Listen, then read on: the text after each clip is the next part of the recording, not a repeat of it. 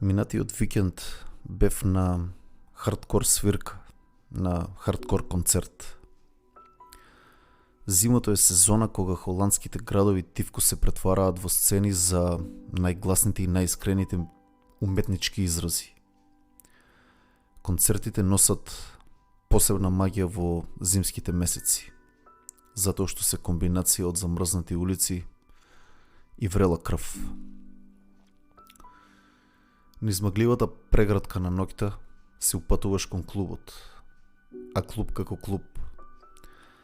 Надворешноста не ти ветува ништо спектакуларно, особено со своите стари фабрички ѕидови, а пред нив паркинг за точаци како во некоја социјалистичка фабрика. Но внатре има портал кон една поинаква реалност. Внатре бендовите касапат како да нема утре и секој удар по инструментите, секој трзај звучи како закана кон времето. Да застане, да се стопи и да исчезне за секогаш. Од звучниците излегува дивјачка искреност, како некој проповедник на хаосот кој ги гори медиокритетните правила, како безвредни мапи од рамноземјашки атлас. Хардкор бендовите се поголеми од животот. Сите бендови, па дури и оние најмалите, локалните. Затоа што тоа е таа етика. Не покажуваш знаци на замор. Рокаш со енергија што би ја посакал секој 20 годишен курајбер, иако имаш 40, 50, 60 и повеќе години. Хардкорот е антидот на заборавот. Враќање во моментот, во она вистинското и вечно сега, кое за жал се поретко го живееме. Иронично е дека, иако песните се груби, хаотични и безкомпромисни, тие носат еден вид ред, даваат еден вид надеж, душевна детоксикација. Таму можеш да врескаш, можеш да скокаш, да се лакташ и стругаш низ туги раменици, да се влечеш по земја и на крај да излезеш почист отколку што си влегол. Но, како што секој катарзичен момент има своја цена, така имаат и овие концерти. Телото ти е целосно исцрпено, а енергијата свети на резерва. И така, таа вечер без многу размислување се упатив кон најблиската оаза што беше отворена во околината. Ебениот Макдоналдс. Еве ме, седам со имитација на хамбургер во едната рака, помфрит во другата и поглед кој се обидува да не го сретне својот одраз во стаклото и во огледалата наоколу. Макдоналдс е како стар ортак што секогаш те прифаќа назад, но никогаш не те подсетува зошто си се оддалечил од него. И зошто чувствувам грижа на совест секогаш кога ќе јадам во Макдоналдс? Можеби затоа што знам дека е брзото решение, но не и вистинското. Како да го продавам сопствениот идеал за инстант задоволство. Секој залак има вкус на компромис. Вкусен е, но некако сиромашен и шуплив. Како што хардкор бендовите што даваат се од себе на сцена, така и јас чувствувам дека треба да давам се од себе на секојдневниот подиум на животот кога станува збор за храна. А брзата храна, иако моментално утеха, ме враќа назад во клишејата што упорно се обидувам да ги избегнувам. Ебениот Макдоналдс. Американската амбасада, полна со мрсно, полна со калории, полна со триглицериди, да не речам 100 глицериди. Кога го отворија првиот во Скопје, пред едно 450 години, на рекорд, се сеќавам дека со недели замарав да ме носат да пробам и татко ми папагалски пцуеше цел пат нудејќи алтернативни опции од типот на кебаб, джигер, пици, курци, палци, се само да не е Макдоналдс. Јас, задоен миленијалец со целиот тој американски булшит, тогаш не го капирав неговиот бунт и аверзија према Макдоналдс и се прашував како може толку да ти сгреши една обична сендвичара со кловнови на лого. Но моите тантроми беа посилни од неговиот пионерски став, така да попушти и отидовме. Со тек на време, Макдоналдс се претвори во неизбежен пит-стоп при секое наше одење за Скопје. Но од оваа временска дистанца, после речиси 2 децении, сосема добро го разбирам револтот на стариот. Тој, заедно со неговата генерација, иако израснати и обликувани од американскиот рок-н-рол, сепак длабоко во себе беа програмирани и обучени да бидат алергични на американскиот тип на империализам. За него, сендвичите од Макдоналдс беа повеќе од брза храна. Тие символизираа минијатурна верзија на Америка, што полека но сигурно ќе ги трансформира новите генерации во мали и дебели американци. Но тој знаеше дека кај нас нема да се реплицираат убавите и вредните аспекти од таа култура. Туку напротив, ќе се пренесат само ѓубрето, ќе пристигне трешот. И тој беше свесен дека Макдоналдс нема да биде само место за оброк, за брз оброк, туку генерал штаб на таа културна пропаганда. За него, отварањето на Макдоналдс беше повеќе од гастрономска новина.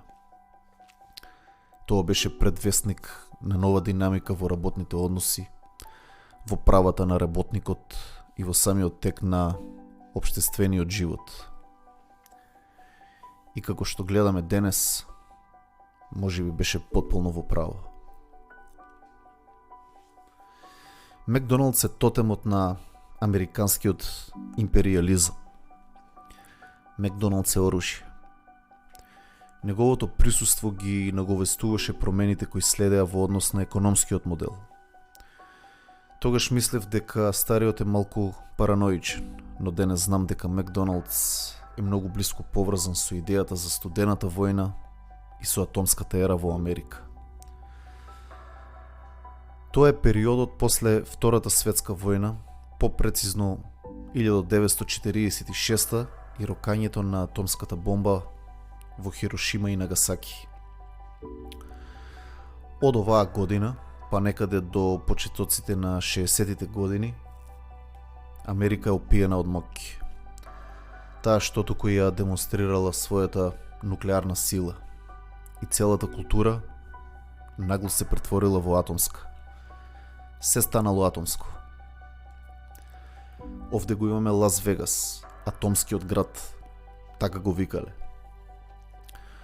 Луѓе го посетувале градот специјално за да го посведочат тестирањето на атомските бомби во околината.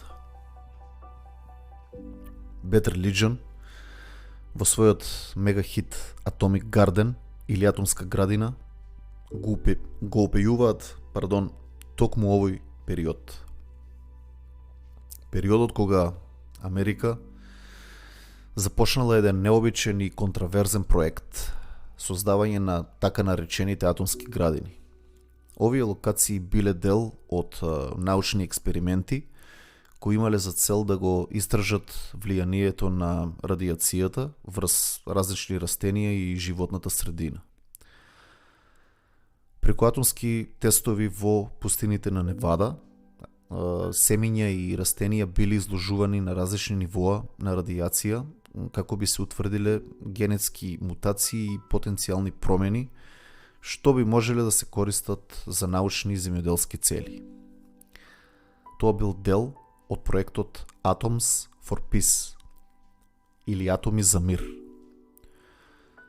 Том Йорк, вокалот на Radiohead, и Фли, басистот на Red Hot Chili Peppers, имаат супер група што се вика Atoms for Peace. и не се ништо посебно.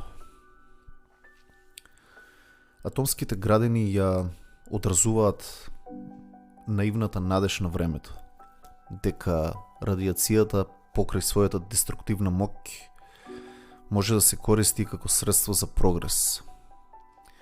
Научниците се надевале дека експериментите ќе доведат до создавање на нови видови растенија кои се поотпорни, попродуктивни, па дури потенцијално корисни за идните земјоделски технологии. Иако некои резултати од овие атомски градини навистина потикнале корисни истражувања, поголем дел од експериментите оставиле долготрајни последици врз околината. Заразените почви и генетски мутираните растенија поставиле прашање за безбедноста на ваквите експерименти и ја зголемиле свеста за опасноста од неконтролираното користење на радиацијата. Грейпфрутот е еден од плодовите на овие мутирачки експерименти кои претходно не постоеле. И покрај градините, исто така ја имаме и атомската мравка, цртан филм кој потенцира моќта на атомската енергија. Исто така, интересен феномен се и бикините. Моментот кога светот на женските купачи се свичнува од едноделни во дводелни. Се гледаат голи стомаци и поголем дел од торзото било откриено и достапно за гладните очи на машките наблюдувачи. Официјално тие се појавиле во 1946 година, кога францускиот дизајнер Луи Реар, веројатно така се чита, го представил првиот модерен модел на ова парче облека. Тој го именувал според атолот Бикини, место во Пацификот каде што САД ги тестирале своите атомски бомби во истата таа година.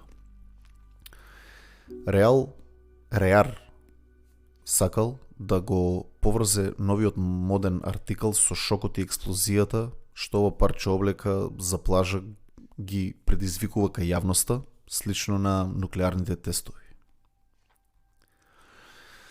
Генерално, целата естетика на 50-тите години, целиот дизајн е базиран и инспириран од атомската енергија. Имаме уште еден цртан во низата. The Jetsons.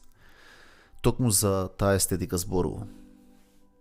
50-тите години во минатиот век Америка доживува и огромен економски бум.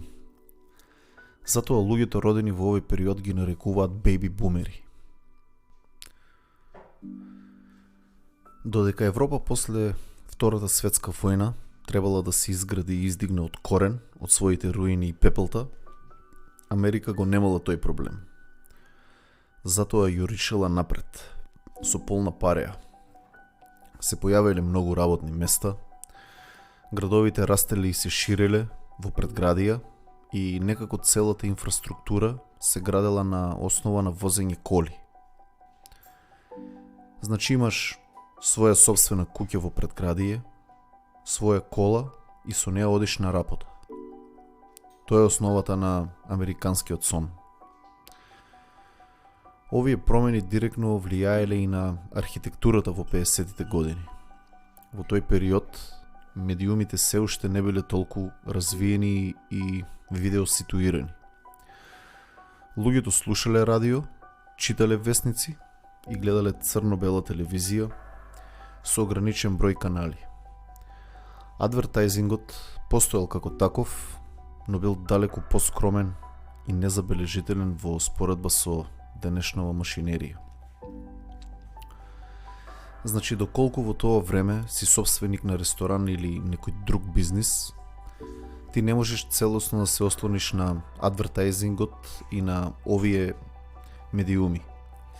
Потребно било и физички да се истакнеш и одвоиш од конкуренцијата. Значи, луѓето од работа со кола движат кон своите домови.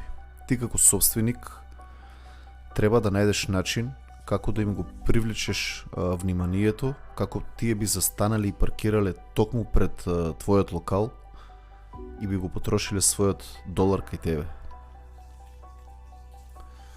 Овде се појавува америчкиот архитектонски стил на 50-тите, наречен гуги.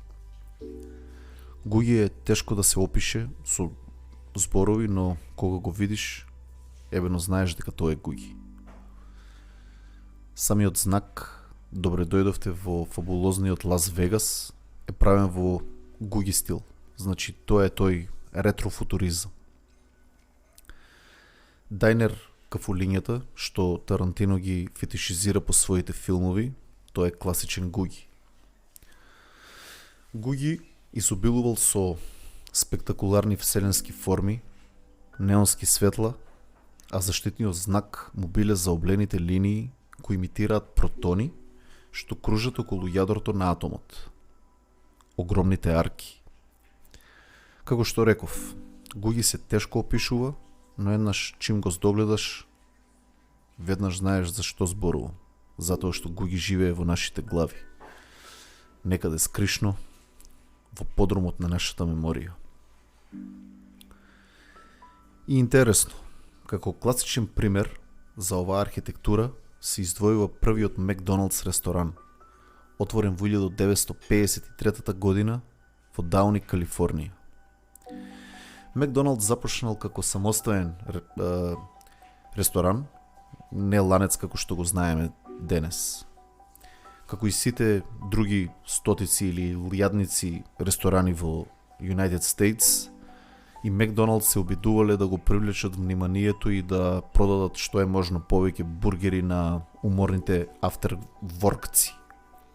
Но, за разлика од конкуренцијата, овој ресторант бил граден токму во гуги стил. Овде била поставена првата епска арка. Огромна, како би ја виделе возачите од поголема далечина. Жолта или златна арка, како сакате. Арка инспирирана од нуклеарниот напад на САД врз Јапонија. Лудило. Буквата во логото е всушност сублимат на атомската бомба. Фамозната буква која се наоѓа на секое Макдоналдс пакување. Затоа, ако го погледнеме ова лого низ призмата на критиката, тој символ е многу повеќе од лого на фастфуд бренд. Буквата е символ на американскиот културен империализам. Америка е колониалистичка империја, за разлика од другите колонизатори, кои се јасни и експлицитни во своите мисли. Значи, доаѓаме, масакрираме и го менуваме вашето знаме со наше, ви го укинуваме јазикот, ви го даваме нашиот, едноставно ве поседуваме. Америка сето тоа го прави на многу по-лукав начин. Америка не го вее своето знаме таму каде што доминира или сака да доминира.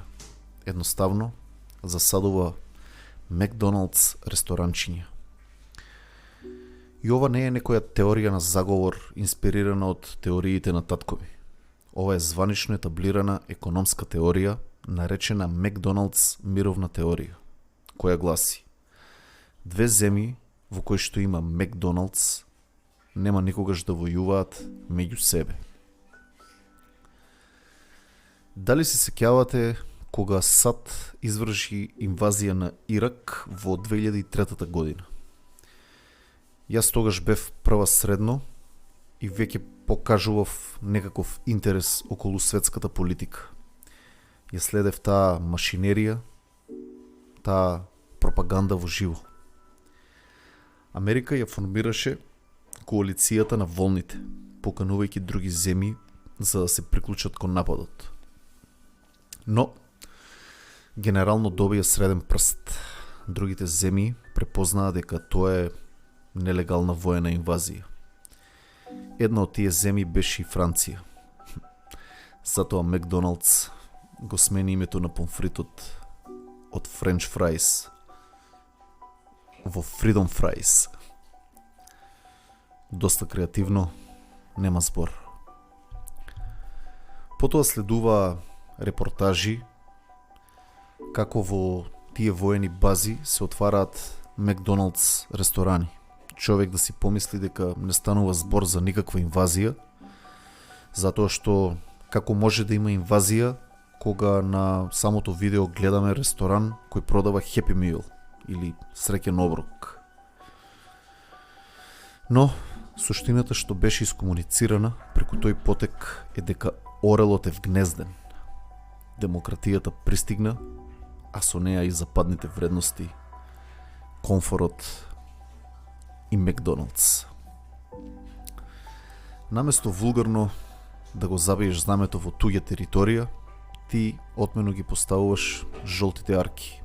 Чиста работа. Падот на Берлинскиот зид во 1989 го означи крајот на студената војна. Третата светска војна која никогаш не се случи.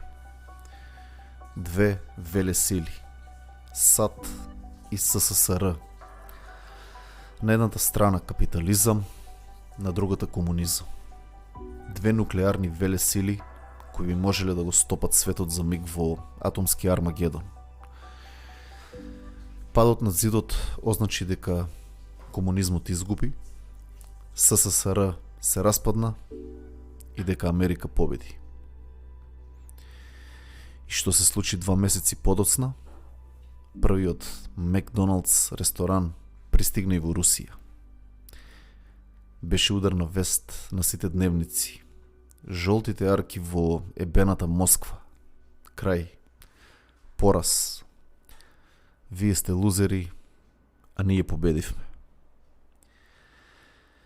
Макдоналдс значи дека си на сигурно. Дека САД нема да те бомбардираат со нукови. Што се случи со упадот на Русија во Украина? Макдоналдс за помалку од 2 месеци повлече 800 ресторани од Русија. Клучна брава, good fucking buy. Тоа значише дека Русија може да го крка во било кое време. Покрај Макдоналдс, стотици други компании го направија истиот потек. Но Путин беше најмногу засегнат од Макдоналдс. Би се запрашале зошто? Затоа што беше свесен дека го губи амблемот на таа безбедност од нуклеарен напад. Без него рајата ќе почне да поставува прашања, ќе почне да се сомнева. Решение? Отворија руска верзија на Макдоналдс. Арките ги свртеа на опачки и наместо М добија W. Го свртеа логото во своја полза. Најшампионски е следниот момент. Буквата W ја раздвоија на 2 В букви и истите ресторани ги преименуваа во Вујко Вања. Едно од најмонументалните дела на руската книжевност. Драмата Вујко Вања од Чехов. Ебена класика. Ова име всушност имаше за идеја да оперира како пандан, како контратежа на американското Вујко Сем или Чичко Сем, најпознатата национална алегорија и персонифицирана карикатура на САД. Знам дека се тужеа околу авторски права и слични курци палци, но не ја проследив до крај целата разврска. Исто беше и со ситуацијата во Израел и Газа. Макдоналдс ги снабдуваше израелските воени трупи со бесплатни оброци. Затоа сите богати муслимански земји од регионот, како што се Саудиска Арабија, Дубај, Индонезија, Малезија и така натаму, земите каде што има Макдоналдс, масивно ги бойкотираа нивните ресторани.